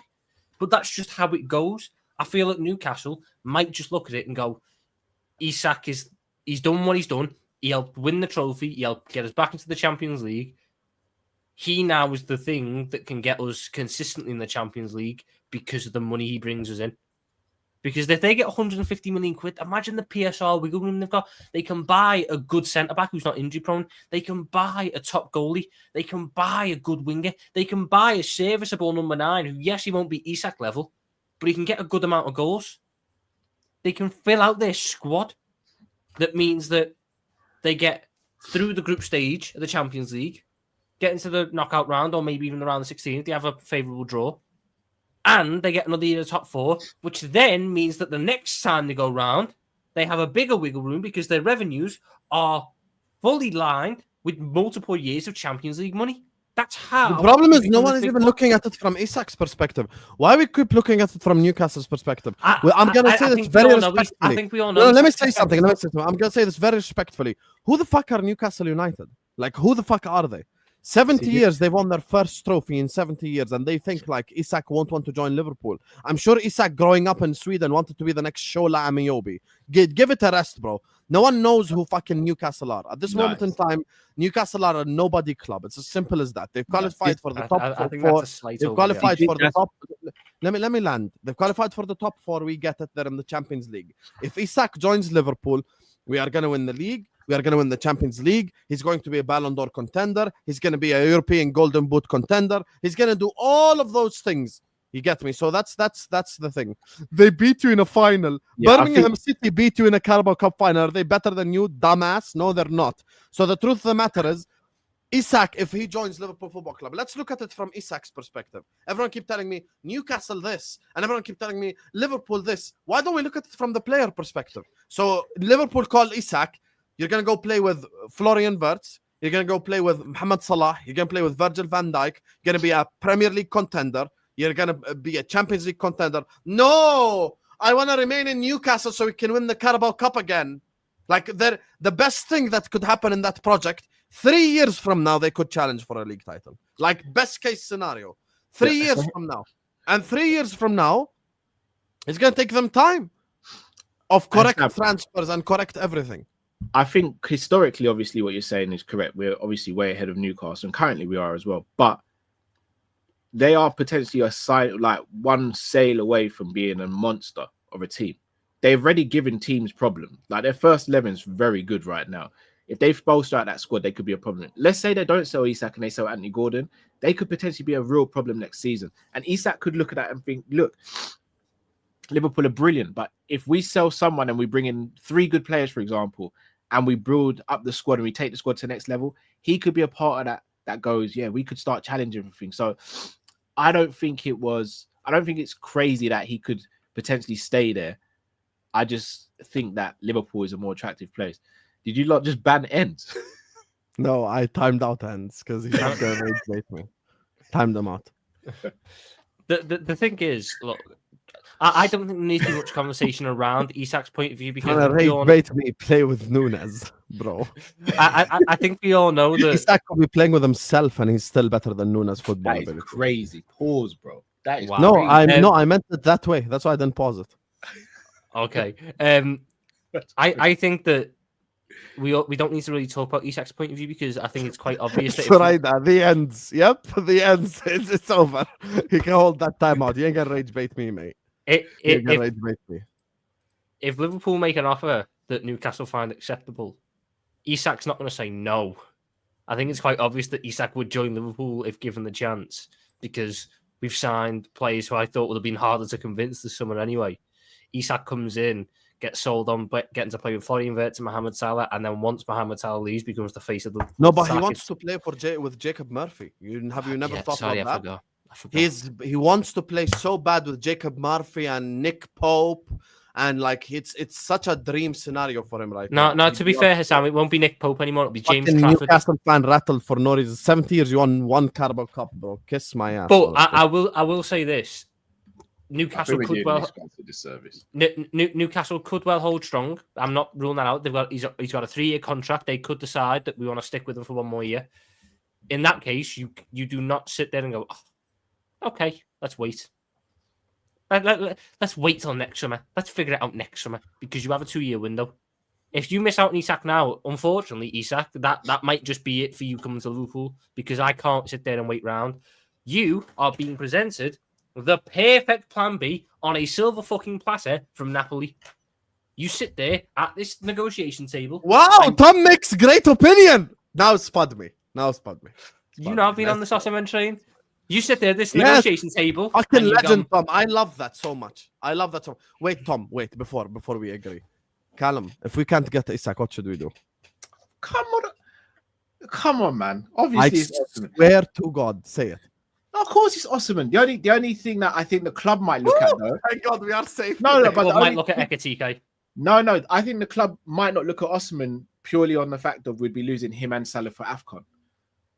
We lost Salah and Mane for AFCON. No, exactly. And hence why I don't think we'd want to do it again. I'll Plus, be honest with you. I think Nigeria are getting knocked out early still. I won't even lie. maybe, but I think that might be something they look at. And also his wage demands as well. Let's not go too far with the way we know what Liverpool can be like with wages and stuff like that. Again, I think I would look. Are you a Liverpool fan? You'd like Sesko? That might be worse. That might be worse than what Ends I want you now, Nunez, next 5 minutes on timeout, think about your Sesko opinion and then come back. Welcome to Pyongyang. Like and subscribe. So anyway, the thing is, obvious that the football club should be going for the thing that will piss me off. I'm going to be completely honest. Look, chat. Let's just be honest.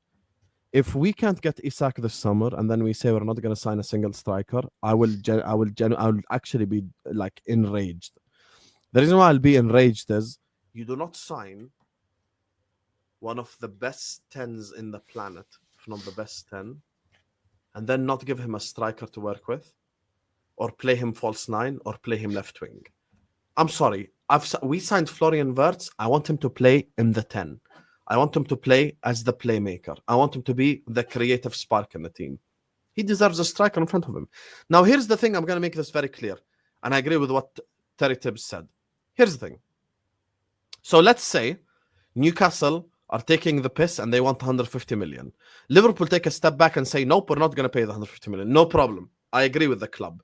I'm not here to just call out the club all the time. I agree with it. I think 150 million is too much. Now, here are the options. Sign a stopgap for a year or sign the next best thing for a year. You could go sign Mateta, stopgap for a year. You could sign John Duran on loan. You could get striker on loan to Liverpool Football Club. That's the thing. Because The thing that no one mentions when we have this conversation, the ones who think it's okay to go into next season without striker, is the following. We have prime Salah and prime Van Dijk for one more year. 33, 34 this season. Two more years. No, I'm saying like prime, like the best versions of them. I think we're going to get one more year where they're like at the absolute best, and then the year after that, they'll regress a little bit. So for me, I'm looking at that scenario. You think we can sit around and afford to wait? No. You think we can afford to wait? We need to squeeze the shit out of this lemon. Yeah, even if they weren't going into their last years of their prime or whatever, I still wouldn't want to do it. I still wouldn't want to wait for a year. Yeah. We've seen how that story works out. I'm not doing it. Like, you strike while the iron's hot. If we believe in our scout and we believe in the people that be, then you find an alternative. You can't sit there and tell me Isak is the only striker in world football that Liverpool have to sign. Yeah. You can't do that. You have to go and get someone. Might not be on the level of Isak, fine, but make it work. You've got Florian Wirtz, you've got Salah, make it work. No excuses. Osimhen has presented itself in the perfect way as well, because if you're sitting there going price, you're going to get Osimhen on a Jota-esque deal where we sold fucking Hueve to Wolves and got Jota back. And they want Chiesa as well, no? Napoli. I mean, they're after how many wingers? So I'm not including Chiesa in this one. I'm just going Nunez for Osimhen. They pay me 40, I pay 65. I pay 25 million quid plus Nunez for Osimhen. I am biting your fucking hands off. I do not care about all these supposed. Would you take Chiesa and Nunez straight swap for Osimhen? They wouldn't do that. Why not? Because if we're sitting there, Chiesa's not worth 25 million. Yeah, but I think there's a discrepancy there, because I don't think Osimhen is Osimhen's release clause is 65 million, and they won't. Yeah, but we're talking about the release clause now. We're talking about how much would Napoli actually let him go for. I think they'd let him go for 60, 55. Maybe. I'm just going by what I read the other day, which is that they're holding out for that release clause because they think someone will pay it. So in that basis, if they're gonna, there's no point me giving them two players and then starting to pay money on top of that. In my eyes, I'd rather just give them one in Nunez, go buy Osimhen for the 20-25 million pound discrepancy, and then sell Chiesa off to whatever if needs be, or maybe even if he's for some reason okay with sticking around for one more year, I've got no problem keeping him as Song's boss. But I think that at the end of the day, Isak is target number one. He's the best on the market. Alvarez isn't going to happen, even though I think there's like a 1% chance now because that Club World Cup went for them. Ekatike, I've got major reservations about. Osimhen, that's a proven goal scorer across multiple leagues, multiple top leagues as well. Only 26.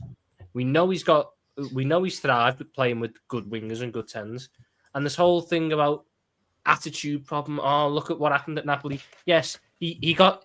How dare we make out that it's wrong for Osimhen? How dare people suggest that it's wrong for Osimhen to feel let down by the club who racially abused him on social media and make out that he's the villain in that situation. I'd like to think my football club have a little bit more class and to post videos calling my striker, or implying that my striker's a monkey, which is what Napoli did, which is what pissed him off. So in that basis, we wouldn't piss him off in the same way. When he's not pissed off, as we saw the year that he won the fucking title, he's the best player in the division. So if I can have that, put that with Salah, put that with Wirtz, I'm going for that. I don't care about a month with AFCON. Oh, no, I'll lose them both for at most a month. That's if Nigeria and Egypt play each other in the final, which won't happen. But I'm losing them both for a month. That's where I've got Wirtz, Szoboszlai, Gakpo, Diaz, Jota, and one more, because we should have 6 forwards. 7 players to cover 4 positions for a month. I think, yes, we'd be losing it with no Salah and no Osimhen. We'd lose a good amount because they're both 2 very good forwards. But I think a front 4 of Wirtz, Diaz on the right, Gakpo on the left, Jota up front, can get me through Burnley away. And it can get me through Brentford at home. The only game in that run that I'm looking at going, ooh, is Arsenal away. And it's just always fucking the case that Salah misses Arsenal away because of AFCON. Always is. But I have to deal with that. The reason why I don't think we get Osimhen as things stand now is because I think if we wanted Osimhen, I think we could have got that done by now. Hence why I do believe Isak is the person we're trying to get. And I think Osimhen might be the backup option. But I think that's obvious. I think we're waiting to see Ekitike it. is the backup option for Isak. Potentially as well. I don't even think Osimhen is the backup. I think Ekitike is the backup option. Yeah, potentially. You're right. Well, Ekitike is the only other one that's been mentioned by Ornstein. So today Ornstein said that we're looking at both Isak and Ekitike. I think Ekitike is the logical backup for an Isak because the numbers are similar, even though I've got a gripe about it. But I think Osimhen's your opportunistic one. Victor Osimhen for 60 million, potentially. That's as opportunistic as you can get. If you can get him on board and keep him happy, you've got a striker on the level of an Isak when he's on it. Because people are downplaying what Victor Osimhen was. Albeit we were really shit this year. His performance against us away in the 22-23 season, the game we lost 4-1, he went off injured after 55 minutes and he won man of the match. He fucking tore us a new one because he could bully Van Dijk and he could bully Gomez, and you get this thing that you can play up to. The reason why I'm big on Osimhen is because what everyone was going on about last year, whether I agree with it or not, is that Liverpool strikers couldn't hold up the ball. Osimhen's better at holding up the ball than Isak. As a pure hold up, as a pure strength, as a pure target man, Osimhen is better than Isak at that. Isak is better at a lot of other things, but Osimhen is better at that. So if I'm bringing Osimhen, who was still going to get me 20 plus goals, who was still not a bad link-up guy, I then get the option of, let's say we're getting pressed to fuck against the Newcastle, bang, straight up the pitch, and I know that Victor Osimhen's going to go up against a centre-back, nod it down for someone, chest it down for someone, bring others into play. I look at what that man and that link-up he had with Kvaratskhelia, and you're telling me I could potentially have that with Wirtz and Salah. I'm all over that. I'm all over that. And he does what I want a striker to do, which is sit in the box. My gripe with Ekitike is he doesn't want to sit in the box. And I know people saying, oh, you could coach that into him. I don't want to buy a striker who I've got a coach to do basic things like that. I want a striker who I put in and I'm focused on the finer details with him. With Osimhen, the fine details would be, let's make sure that your tight link-up play on the edge of the box is spot on, just in case you want to do any neat little interplay between a Wirtz or a Salah or whatever. But in the box, I can't coach Osimhen on how to score goals, or how to hold up play, or how to hit the fucking ball. That's Victor Osimhen. So I hope that we're seriously considering him, because opportunities like this just don't drop onto your lap. We got away with it because he went Galatasaray on loan last year. We should have been over him last summer. Now you have to be all over him again. You have to. If you cannot get Isak, which I do think is a real possibility that Newcastle just hold firm. If you cannot get Isak, all out for Victor Osimhen. What? Oh, for fuck's sake. Fuck. Okay.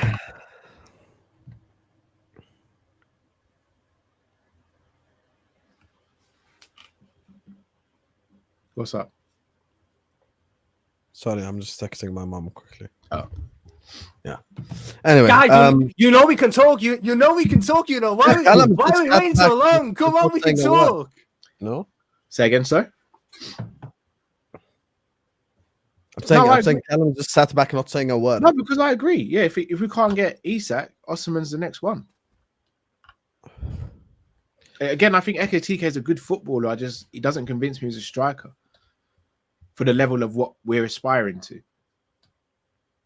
But I also do understand the argument of a stopgap. Either way, we cannot come out this window without a striker. Whether we all agree with the striker or not, 100%. we cannot come out this window without a striker. I would rather us sign Mateta than sign no one.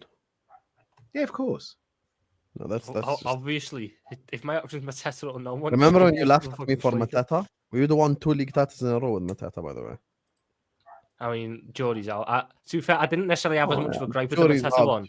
Jordy's out. I didn't have as much of a gripe with the Mateta one. The one I had a real gripe with was fucking Hwang Hee-chan.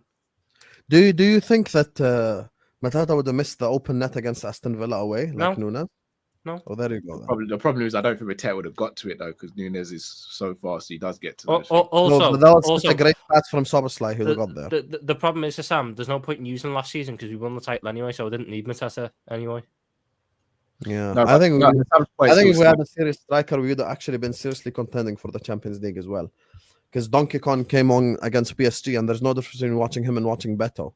I can't believe we were gaslit for 3 years, people acting like he's a good player. I'm still gonna run that celebration stream, by the way. I actually checked it. Oh, we know yesterday. this, Sam. We know. We've gathered, bro. Yeah, I checked it yesterday. I figured out when you went on a stream. 2-minute rant calling Darwin Nunez a whole host of different names that, you know what, I think he might be slightly serious about this 12-hour party stream he's going to do.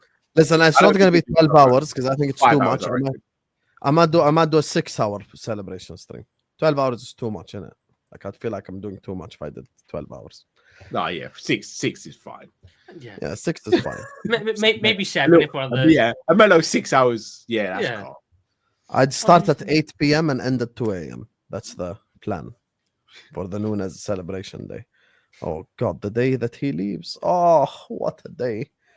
I don't know how to control myself to not say unthinkable stuff on the stream. Liverpool want to give Newcastle 100 million plus glass Jota for Isak. Ibu only have a problem with the performance bonuses, not the base salary.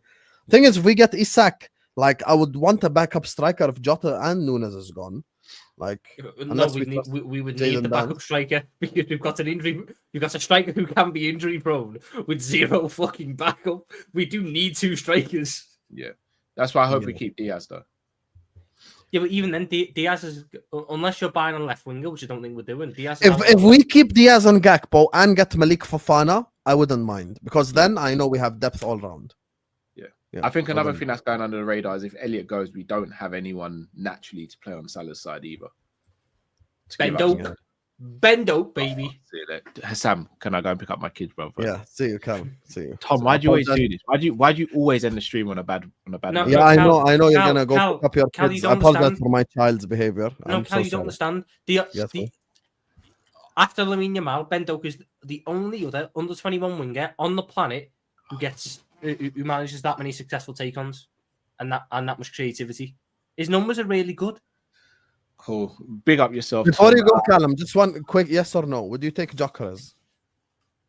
Yeah. Fairs. Yeah. Okay, I just want a striker, bro. I just want a striker. Someone who's of a level where we're like, yeah, cool, we can run this. Please speak to Tom before Friday, bro. I can't keep on going through this. It's breaking me mentally. I've spoken to him for the last 3 years, and nothing's ever going to change. Cool. Sweet. See you guys on Friday. Love it. Sweet. See Smash the you. like button, people. Enough love, boys. I'll bring a Bendo comp for you, Cal. Yeah. I Would bet you take will. this, Tom? What? This deal? Yeah, like Isak, Jota and money for Isak. I would. This is going to sound mental. The same exact money he put, like 100 million and Jota, and give me Isak. I would rather just pay 130 and keep Jota. I can't be Yeah, asked going into the market to buy another striker. Depth, we need depth. I'm still big on Jota. That's the difference. If someone in the comments is not big on Diogo Jota anymore, I can understand why you take that deal. I'm still big on Jota in the sense of if he's a backup and I'm not trying to start him every game, I think he can still have real impact for Liverpool Football Club. So I do still think he's a very good finisher. He's had a really off year. No, I agree. I genuinely agree with you. Like, at the end of the day, we need... Like, Jota's not a good player or anything, but we need backups, bro. Like, if I'm playing Leeds at home, if I'm playing a Carabao Cup game, if I'm playing an FA Cup game, I trust Jota to be the starting striker. Sorry. Ninja Squirrel 30. Rio Ngamoa is A, not a fucking striker, and B, 16. How the fuck are we going to promote him to be the backup centre K-Mac forward? has done irreparable damage to this fan base. Don't tell me this was a K-Mac suggestion. Oh yeah, this was a K-Mac idea right here. K-Mac said to put Rio Ngamoa as a striker. Backup striker, yeah. But first of all, if we're going to go for an academy lad as the backup striker, Jaden my Dance? first thought. It'd be Jaden Dans. Oh. Rio Ngamoa is 5'3". He is a literal child, and what's he going to do if Isak goes down with an injury against Everton and James Sarkowski and Jared Branthwaite were away at fucking Bramley-Moore Dock or the Hill Dickinson, whatever it's called, whatever. And Rio Ngamoa's got to go on up front because Isak's pulled up. James Sarkowski and Isak are fucking live. What are we doing? He's a winger. He's a winger who's played one game, by the way. One game. Very good young, lots of potential. Very good young player. He has played one game and he's 16. We are not Barcelona proposing Lamine Yamal here. Yeah, What are we doing? I agree. Sorry, Hit the carry like, on. peeps. 1.4k, not even 700 is shocking. You'll never walk alone. Yeah, make sure guys are liking the video, man. It helps us push the algorithms. You get me? This month has been a mad one for obvious reasons in terms of like life generally and on YouTube. So make sure guys are liking and subscribing. It helps the channel out. Everyone who likes, everyone who subscribes, big up all the super chatters as well. Big up who shows us love because the stream got demonetized because I got rage baited. If Isak joins, it's down to FSG. All hail the Yanks, just facts. Yeah, if Isak joins, yes, but you're the problem with you is you consistently miss the point, and your level of arrogance, like it just shocks me, because you're saying it in a like matter of fact way that anyone here disagrees with. We understand that this summer FSG deserve credit. No one is denying this. We are talking about a general perspective. I'm saying, let's do it in the January if we need someone. Let's do it in the other May if we need someone. We can't just change our opinions based off of one transfer window. That's all I'm saying, Mr. Michael. I mean, also, if we let's be very honest now, and me and Hassam had this argument about a couple of months ago. When we're saying hail the Yanks and this, that, and the other, John Henry is not involved in the football side of the game. It is Michael Edwards, who is now the CEO of football at FSG. So everything that we do, he has say over, because everything runs through him. Any football-related thing that FSG do goes through him. So if you're looking for anyone to praise, it's Michael Edwards. It's not John Henry. It's not Mike Gordon. It's not Tom Werner. It's Michael Edwards, because he oversees And Hughes, of course. Yeah, Hughes for the football side of it, and any financial decisions are done by Edwards. So if people are just smart, they know it. Guys, have you seen Suarez's goal yesterday? Punjabi Firmino. It was like a see reminiscent one of his old stuff. You know what's so, his knees are fucked. He can't run anymore. It's so Suarez. He still scored the best goal I've ever seen live at any football match, which was the one against Newcastle when he chests it down from 60 yards. Yeah, you were there. Yeah. I've never seen anything like that. That was actually a very good pass by Jose Enrique as well. It was, but when people talk about the technically gifted goals, like what's the most amazing goal you've seen? It's that one. I've never seen a player do what he done in the space of 2 seconds. Chest this 6. Bear in mind, he's looking this way. The ball's going that way. He has one little glance, chests it on his shoulder, drops down, little flick with the right foot round the keeper, all while shielding off Colaccini and taps it in the net. Ridiculous goal. Goal.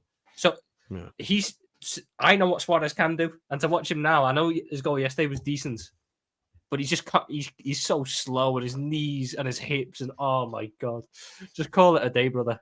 Call it a day. Opinion on Boniface? Would you like him at LFC, Tom? He's like 15th, 20th choice. Like, I have a lot of strikers on a shortlist. Yeah, he's an okay signing, like. But he's not my first choice Nigerian. Yeah. He's an okay signing. That's what I'll say.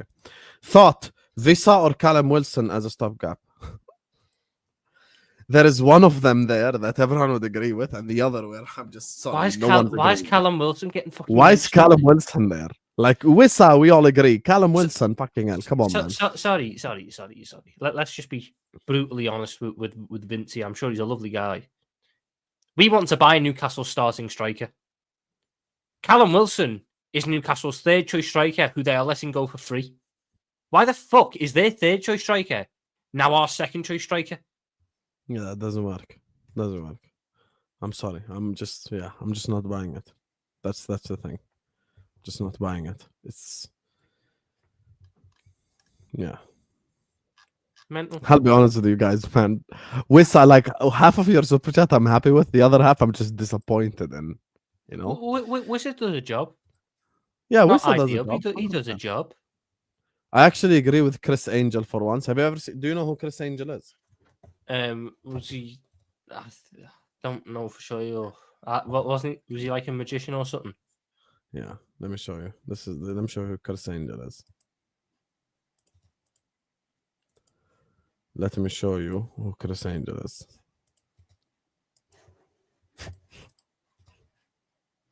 I don't know whether I don't think this is gonna be.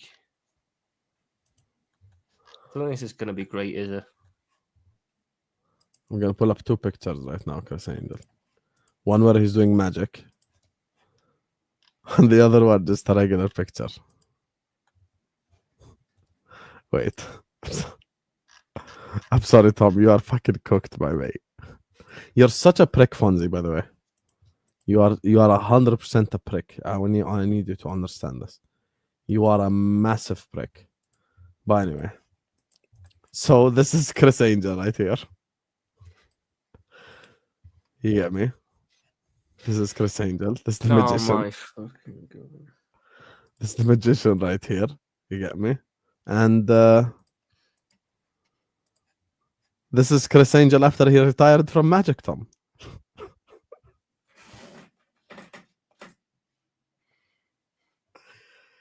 Oh my god, bro. Oh my days. That is a violation. Let's put you next to him on the screen. I remove myself.